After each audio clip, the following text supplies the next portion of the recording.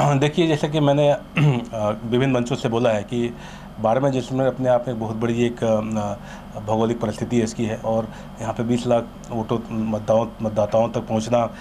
किसी ऐसे सिंबल से संभव नहीं है जो उनके लिए नया हो। तो एक प्रचलित सिंबल की आवश्यकता रहती है किसी भी उम्मीदवार को जो प्रतिद्वंदी है, जो उम्मीद करता है कि वो यहाँ से सांसद बनेगा। दूसरी चीज़, यहाँ पे जो हमारी जो भूमिका है वो भूमिका बिल्कुल स्पष्ट है कि बाड़मेर जैसलमेर की जनता को लोग मुझे पहले से समझते हैं, जानते हैं, मेरी कार्यशैली को जानते हैं, और कुछ विजन के साथ 11 सूत्री कार्यक्रम के साथ मैं इनके बीच आ रहा हूँ, और मैं इनके विश्वास पर ही आ रहा हूँ। जो है मुझे विश्वास है कि जिस तरह का प्यार यहाँ की जनता ने मुझे पिछले 5 वर्षों में दिया है, जिस प्रकार का एक आपस में कम्युनिकेशन संवाद बना रहा है, चाहे वो फ़ोन के माध्यम से हो, चाहे वो विभिन्न सामाजिक कार्यक्रमों के माध्यम से हो, उसको मैं लगता है कि एक सही समय पे मैं इनके बीच में हूँ और मुझे अपने विश्वास पे खरा उतारेंगे। सर, यहाँ के लोगों के क्या क्या मुद्दे हैं जिसको आप आइडेंटिफाई करके आगे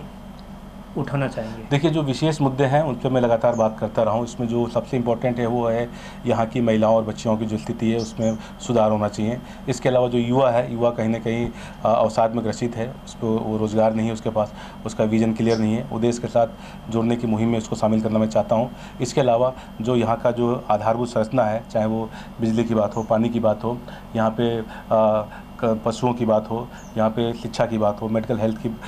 सुरक्षा, मेडिकल की बात हो, सीमा की सुरक्षा की बात हो, सीमा पर आतंकवाद की बात हो, इसके अलावा तमाम अन्य चीज़ें हैं जो बहुत ही व्यापक रूप से हैं। हम भ्रष्टाचार की बात करें, हम अपराध की बात करें, तो ये वैसे बिंदु हैं जिससे कहीं ना कहीं बाड़मेर और जैसलमेर पिछड़ा हुआ दिखाई दे रहा है। वो पश्चिम राजस्थान में अपने को पिछड़ता हुआ दिख रहा है, देश के मुख्य धारा में पिछड़ता हुआ दिख रहा है। मेरा पूरा प्रयास है कि एक सांसद बनने के नाते जब मुझे यहाँ की जनता मुझे अगर मौका देगी तो ये मान के चलिए कि आने वाले समय में यहाँ पे हर वर्ग को, हर धर्म के, हर पीड़ित व्यक्ति को न्याय मिलेगा, और जितनी जल्दी पंकज चौधरी उस काम को पूरा कर सकते हैं वो पूरा करने के लिए पूरा तन मन धन लगा देंगे। सर, आप बीजेपी और कांग्रेस के भी संपर्क में थे, ऐसा भी बताया जा रहा है? नहीं, मेरा किसी से संपर्क नहीं, मैं